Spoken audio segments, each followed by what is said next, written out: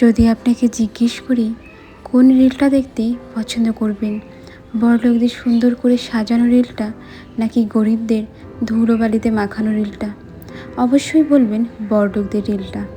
আসলে কি বলুন তো, অনেক অনেক ফার্নিচার বা সুন্দর করে সাজানো ঘরটা দেখতে সত্যিই ভীষণ ভালো লাগে। এখন অনেকেই মনে করতে পারি অন্যের জিনিস দেখে মনে হয় খুব হিংসা হয়, নিজের কাছে নেই তো সেই জন্য।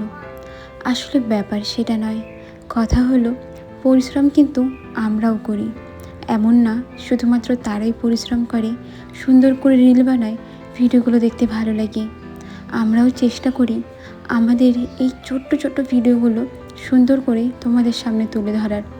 তবে যতই চেষ্টা করি না কেন, যতই পরিশ্রম করি না কেন, এই কষ্টগুলো যেন কারো কাছে পৌঁছাই না, কারো নজরেই আসে না। তাদের মনে হয় আসলে ভিডিওতে দেখানোর মতন কিচ্ছু নেই, কি দেখব, না সুন্দর ফার্নিচার, না ভিডিওটা দেখতে সুন্দর। আসলে এর মধ্যে কিন্তু থাকে অনেক পরিশ্রম। একটা ভিডিও করা মানে ভিডিওকে এডিট করতে হবে, সময় মতো নিজের চ্যানেলে ভিডিওটা পোস্ট করতে হবে, তারপর কত ভিউ আসলো, কত কমেন্ট আসলো, সেটা তো রয়েছেই। এতটা পরিশ্রম করার পর যখন কোনো কিছু নজরে আসে না, তখন মনটা ভেঙে যায়।